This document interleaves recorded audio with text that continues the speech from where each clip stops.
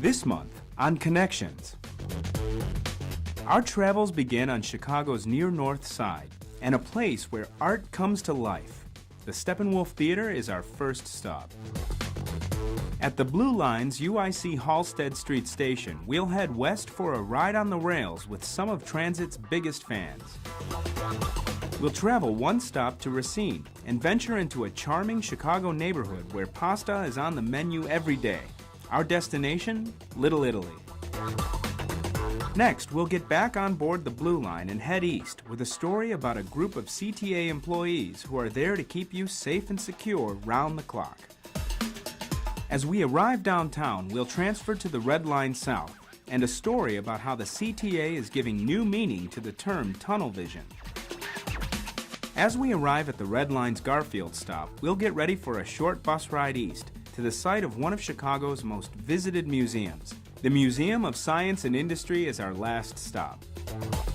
Summer is back. It's time to get out and enjoy Chicagoland on the CTA.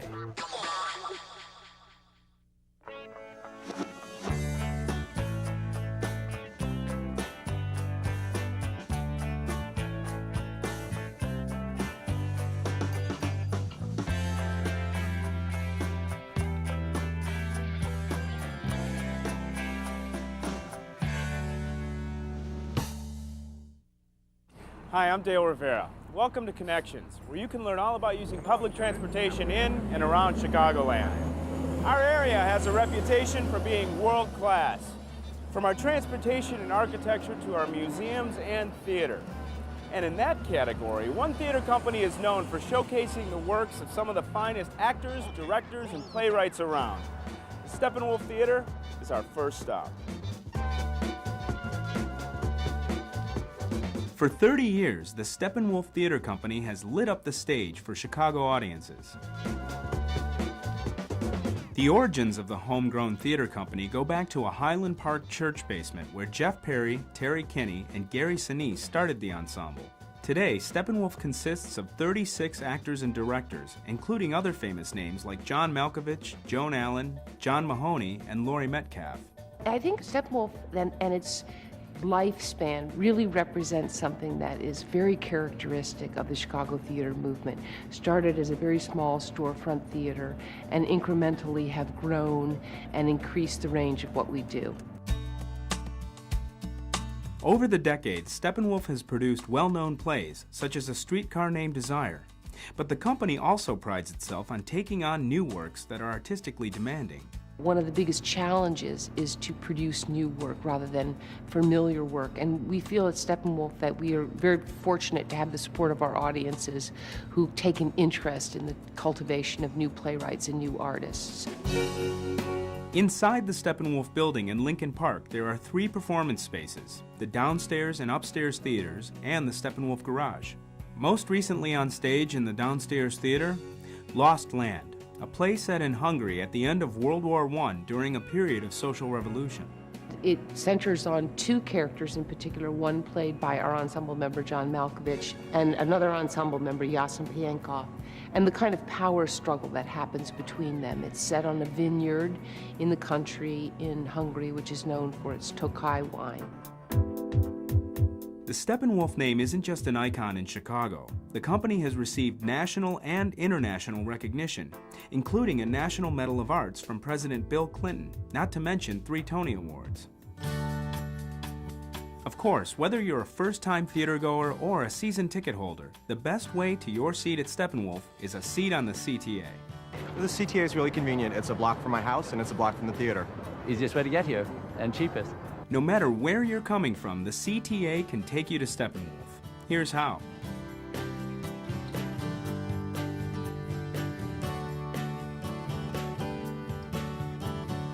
So to take in some of the best theater in Chicago this summer, start your journey to Steppenwolf on the CTA. Like many of our area's attractions, Steppenwolf is enjoyed by Chicagoans as well as visitors to our city. But you don't have to be from out of town to take advantage of the CTA's Visitor Pass. It's one of the most economical ways to explore Chicagoland. All you need is a little basic training. The best way to see the sights is on the CTA. So if you're planning a day out or if you're a tourist in town, listen up. Your top bargain for traveling around the city is a CTA Visitor Pass. Oh, absolutely, it's the way to go. The CTA offers service in Chicago and 40 surrounding communities. Most of Chicago is less than 4 blocks away from a bus stop or a rail station. And then most of the places that tourists want to go are right here in the Central District, which we know has great mass transportation. Visitor passes are sold by the day. You can buy a 1-day pass for $5, a 2-day pass for $9, a 3-day pass for $12, or a 5-day pass for $18. Your visitor pass activates the first time you use it, and it's good for the number of consecutive days on the front of the pass. Depending on where you go and how much you use it, you end up spending much less than the average person does riding the system every day. And of course, the more days you buy, the greater the discount. A CTA visitor pass is a lot cheaper than cab rides or parking fees, and great for travelers on a budget.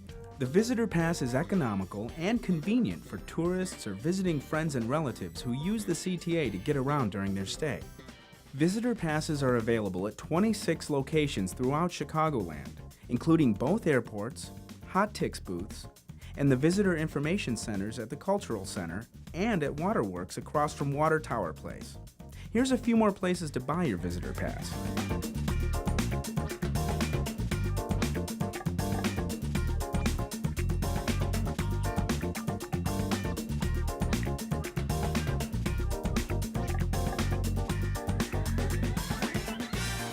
Remember, traveling is easy when you take the CTA. We encourage Chicagoans to stay at home and be tourists in their own city.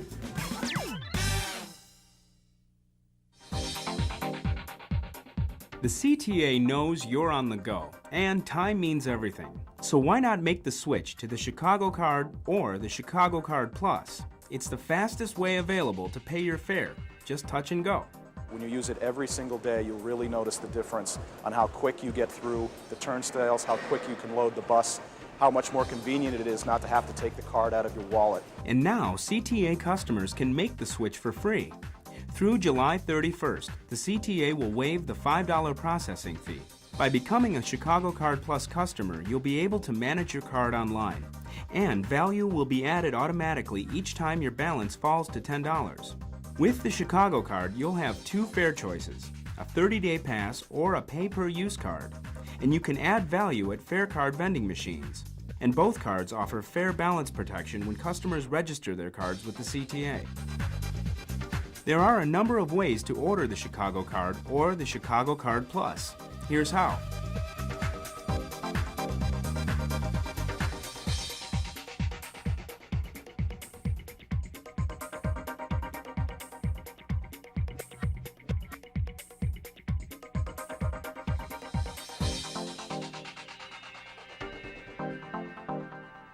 Remember, you have until July 31st to enroll for free.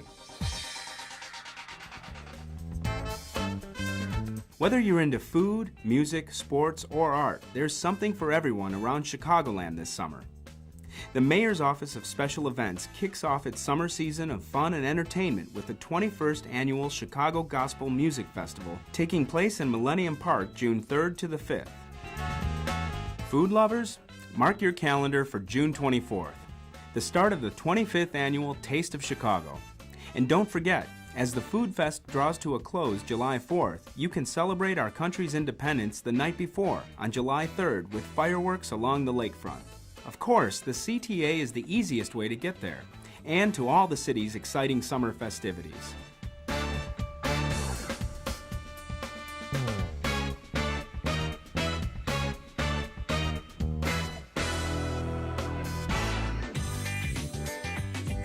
Another great summertime activity, baseball. And as being home to 2 major league teams, fans look forward to the Crosstown Series, when the Cubs and White Sox play each other twice during the summer. This is the first one, and this is the following year. Each year, artist Steve Musgrave creates a special poster for the CTA commemorating the Interleague Series and the CTA's connection between the Cubs Wrigley Field and the White Sox U.S. Cellular Field. That connection is, of course, the Red Line. This year, Steve hits it out of the ballpark with this bold design.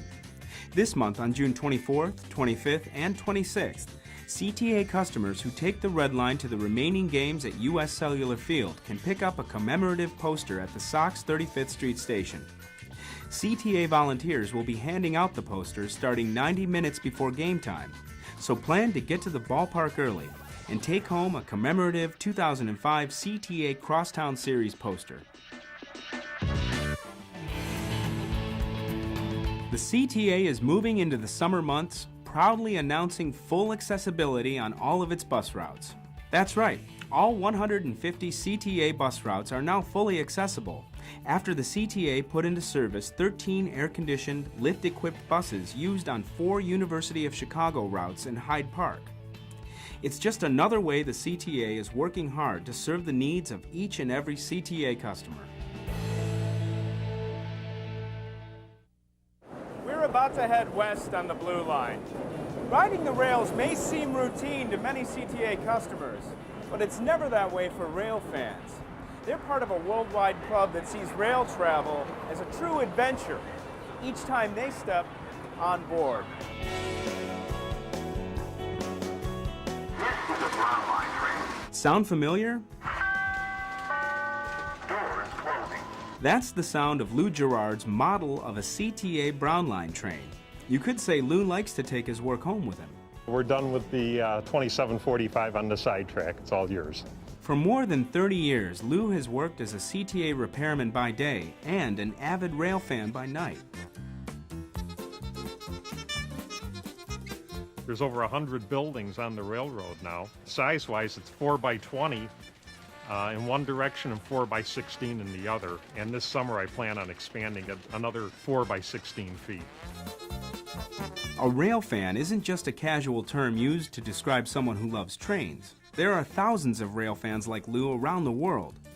Hundreds of rail clubs, shows, and websites offer fans across the globe common ground to get together, organize trips, and chat about the future of rail technology and infrastructure, as well as information about historical and antique trains. Right here in our own backyard, the Illinois Railway Museum in Union caters to rail fans across the country by housing restored trains and offering a wealth of rail history. The silver train that's running behind me is a model of the CTA 3200 series cars, which are our newest cars, run on the orange and brown and yellow lines. The other cars I have, the majority of them are New York subway cars. Lou's extensive model train display mirrors his passion, both in size and scope. Through his membership with the Illinois Railway Museum, his favorite pastime has taken him cross-country.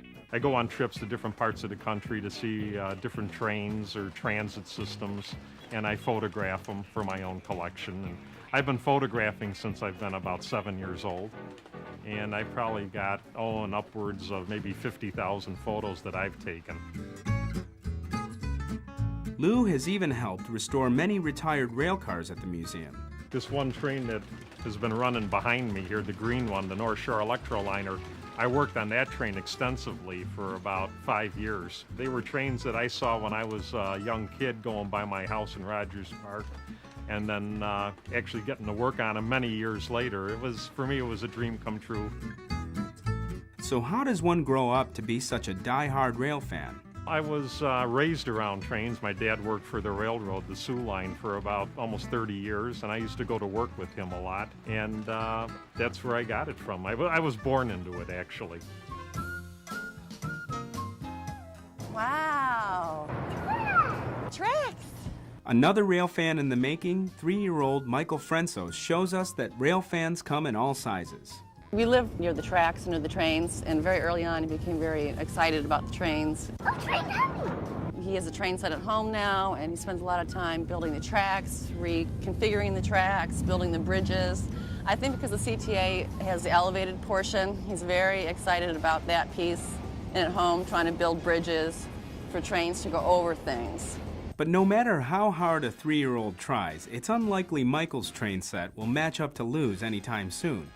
He's got about 40 years of collecting on Little Michael, and his set continues to be a work in progress. It's a nice pastime, and I've met a lot of nice people, and it's very, very enjoyable. Diverse neighborhoods are what make Chicagoland such an interesting place to live and visit. So the next time you're heading west on the Blue Line toward Forest Park and you hear the familiar CTA voice announcing the Racine stop, jump off and get ready to sink your teeth into the flavor, sights, and sounds of Old World Italy. Our destination? Little Italy. Benvenuto. That means welcome in Italian, and you can't help but feel that way the moment you step into this historic Chicago neighborhood. Absolutely beautiful. It's so much part of the city, so it's close to everything. From the tree-lined streets to the beautiful old homes to the family-owned restaurants and bakeries, the longtime influence of Italian culture is all around as you make a stop in the charming neighborhood of Little Italy. There's a lot to experience during a visit to Little Italy, and Dan Portencaso knows that firsthand. He serves as a tour guide for the Chicago Office of Tourism's Neighborhood Tours program and has offered to show us around. So Dan, what makes Little Italy such a great destination? Well, Little Italy is a great destination because it's a great place to bring a family and bring a date. With all the restaurants and the beautiful neighborhood, it's a very enjoyable space to be in. Little Italy became that enjoyable space as a result of many decades of nurturing, beginning in the late 1800s with a wave of primarily Southern Italian and Sicilian immigrants. They started coming here around the 1870s, 1880s. The Dearborn Street train station was the main portal where immigrants came in, and they've been here ever since. The neighborhood grew up around one street that remains its centerpiece today, Taylor Street. Here, you'll see Italian influence in its many shops, bakeries, and restaurants. This is a great place to come and eat. You can get everything from Italian-American cuisine that's derived from Southern Italian cooking, to Sicilian food, to even a Northern Italian restaurant. But because the university here, and it's a very diverse neighborhood now, you also will find things like Thai food to burger joints.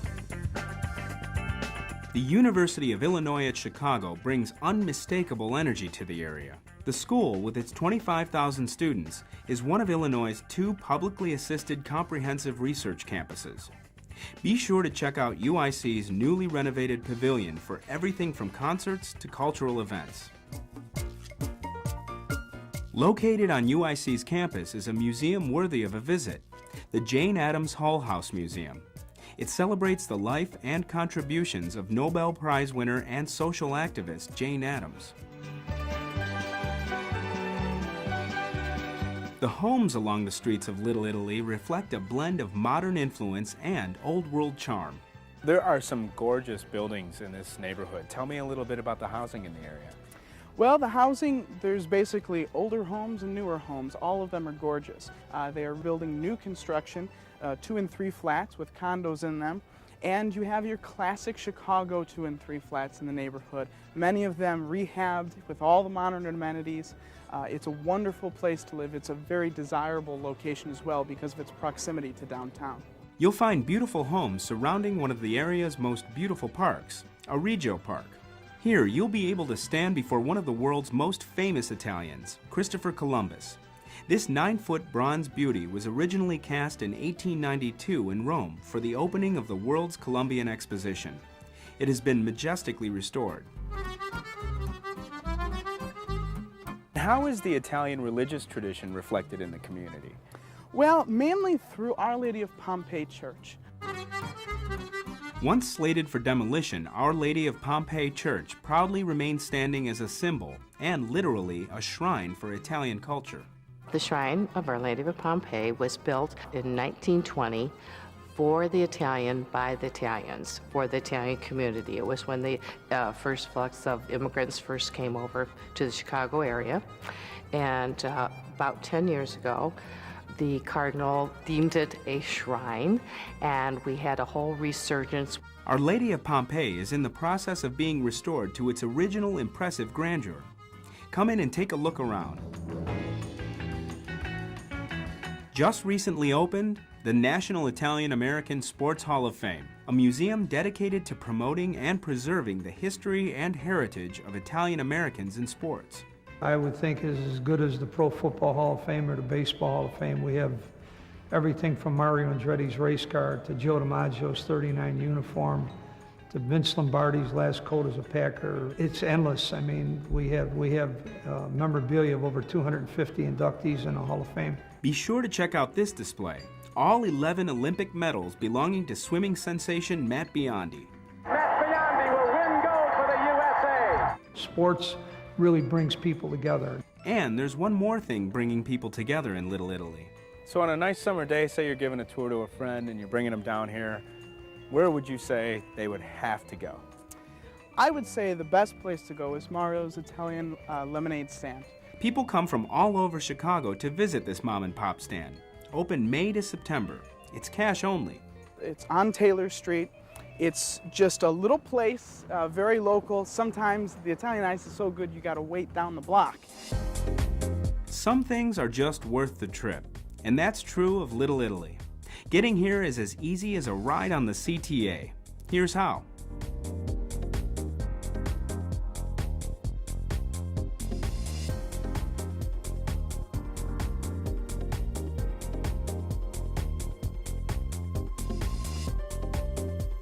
So hop on board the CTA and come to Little Italy this summer for the culture, the food, the beauty, the experience. It's a place that has something for everybody. On an average weekday, the CTA provides about 1.5 million rides. Safety is a top priority. But if there's ever an incident on the system, the CTA has a team of specially trained individuals who are first to respond to the scene and who help to keep your travel plans on track.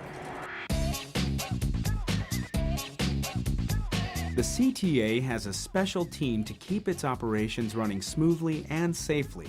They're the first to respond to any incident on the system, and when they're called, they're ready for action.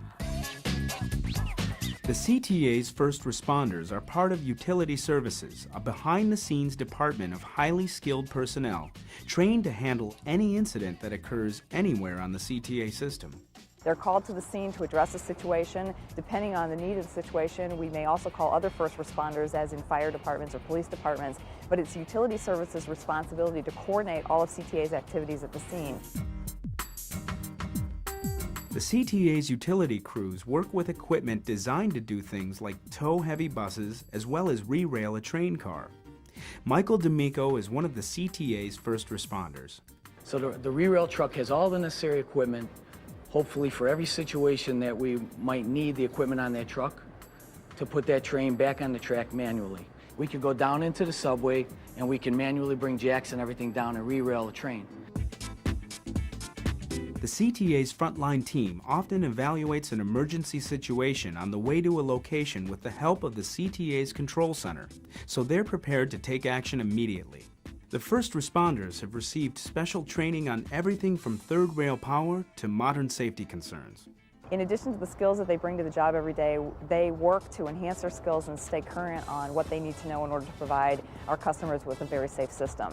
A utility crew has to be aware of all the issues that come into play when responding to an incident on the CTA.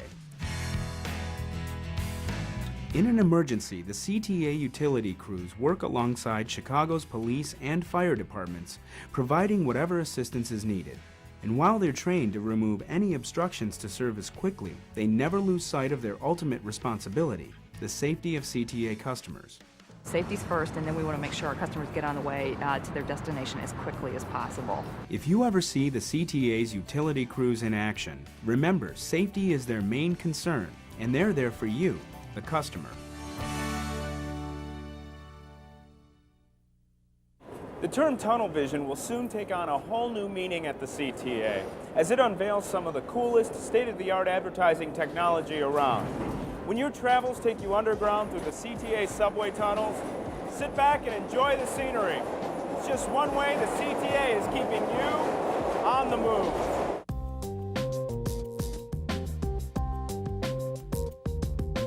If your travels on the CTA take you underground, you may soon notice some exciting new visuals. Where once a tunnel was pitch black, it'll soon be illuminated by a high-tech motion picture ad. The technology comes from Submedia, a New York-based company with similar displays around the globe. Most of these ads are 15 to 20 seconds long, and it's a series of several hundred different images that are just slightly different, like you would do in cartoon animation. So as the train passes by, the human eye sees the different images and it appears to be moving. The innovative technique relies on moving trains to make it work. If you were to stand and look at this, you would see a single image with no motion or anything. But if you were to walk past it, you would see slow motion image. And if you go by it in a train at a higher speed, it looks like what it's intended to. But this advertising isn't just eye candy. Submedia ads are an attractive source of revenue. These ads are each expected to generate $100,000 a year for the CTA. CTA is always looking for ways to increase non-fare revenue, and this was an interesting and unique way for us to do that. Plans call for one subway ad now, but the CTA subway system has other locations they're considering outfitting with ads in the near future. CTA customers tunneling through the subways will soon have a bright, colorful, moving experience.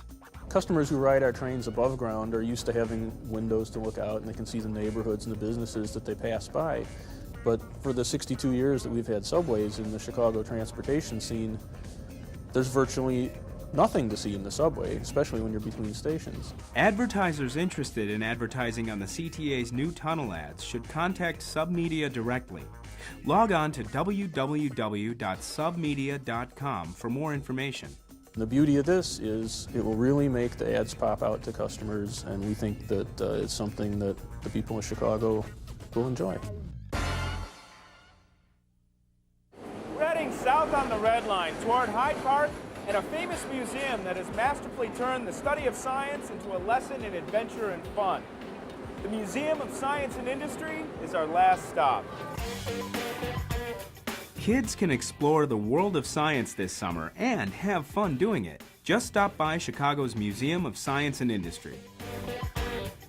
The museum's new Body Worlds exhibit is drawing a crowd of young and old alike. Visitors can get a better understanding of how the body functions by looking at more than 200 real human specimens that have been preserved through a highly specialized technique. The plastination technique involves removing all the fats and fluids from the body and replacing them with plastics that allow the bodies to be positioned in a kind of everyday pose so that people can understand how anatomy works, how the body is formed in everyday kinds of activities.